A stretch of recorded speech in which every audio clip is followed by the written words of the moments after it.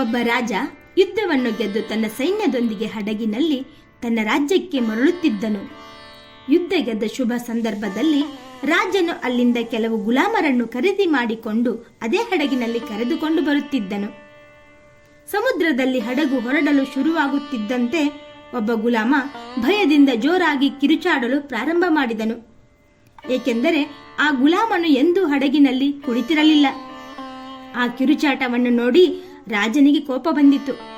ಆ ಗುಲಾಮನ ಬಾಯಿ ಮುಚ್ಚಿಸಿ ಎಂದು ಮಂತ್ರಿಗೆ ಹೇಳಿದನು. ರಾಜನ ಆದೇಶದಂತೆ ಮಂತ್ರಿಯು ಗುಲಾಮನನ್ನು ಬಾಯಿ ಮುಚ್ಚಿಸಲು ಸಾಕಷ್ಟು ಪ್ರಯತ್ನ ಮಾಡಿದನು. ಆದರೆ ಗುಲಾಮನು ಕಿರುಚಾಟ ನಿಲ್ಲಿಸಲಿಲ್ಲ.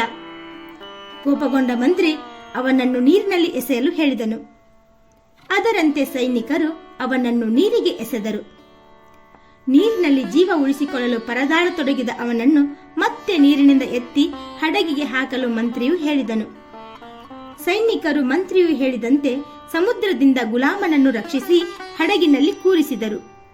ಈ ಸಲ ಆತ ಕಿರುಚಾಡದೆ ಶಾಂತಚಿತ್ತನಾಗಿ ಕುಳಿತುಕೊಂಡನು. ರಾಜನು ನಗುತ್ತಾ ಮಂತ್ರಿಗಳ ಹತ್ತಿರ, ಏನಿದು ತಮಾಷೆ ಮಂತ್ರಿಗಳೇ ಎಂದು ಕೇಳಿದನು.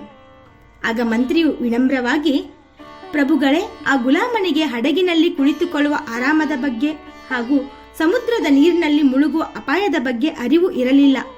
ಯಾವಾಗ ಅವನನ್ನು ಸಮುದ್ರದ ನೀರಿಗೆ ತಳ್ಳಿದರೋ ಆಗ ತಿಳಿಯಿತು ಹಡಗಿನಲ್ಲಿ ಸುರಕ್ಷಿತವಾಗಿ ಕೂಡಬಹುದು ಅಂತ. ರಾಜನು ಮಂತ್ರಿಯ ಜಾಣ್ಮೆಗೆ ತಲೆದೂಗಿದನು. ಈ ಕಥೆಯನ್ನು ಸಾಮಾಜಿಕ ಜಾಲತಾಣಿಗರು ಭಾರತ ಪಾಕಿಸ್ತಾನಕ್ಕೆ ಹೋಲಿಸಿ ಭಾರತ ಸುರಕ್ಷಿತವಲ್ಲ ಎನ್ನುವವರನ್ನು ಕೆಲವು ದಿನ ಪಾಕಿಸ್ತಾನಕ್ಕೆ ಕಳಿಸಿ ಸುರಕ್ಷತೆ, ಶಾಂತಿ, ನೆಮ್ಮದಿ ಅಂದರೆ ಏನು ಅಂತ ಗೊತ್ತಾಗಲಿ ಎಂದು ಬರೆಯುತ್ತಿದ್ದಾರೆ. ಈ ಬಗ್ಗೆ ನೀವೇನಂತೀರಿ?